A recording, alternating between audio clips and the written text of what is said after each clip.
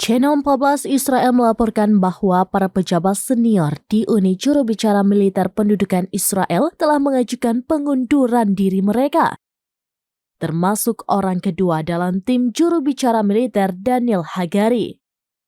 Dikutip dari Al-Mayadin pada Senin 4 Maret 2024, banyak pejabat dari tim Hagari telah mengundurkan diri dan menyatakan bahwa pengunduran diri tersebut mencerminkan adanya gangguan di dalam unit yang berasal dari protes para perwira Israel terkait masalah operasional dan pribadi.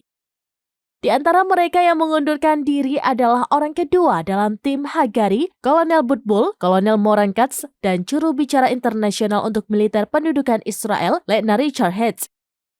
Laporan tersebut mencatat bahwa Hagari telah ditunjuk sebagai juru bicara militer pendudukan Israel tanpa pernah memegang jabatan apapun di unit tersebut. Sebelumnya, media Israel mengumumkan bahwa pemerintah Perdana Menteri Benjamin Netanyahu untuk mempersiapkan invasi darat di kota Rafah, Gaza telah menyebabkan perselisihan yang signifikan antara dia dan para pejabat militer Israel.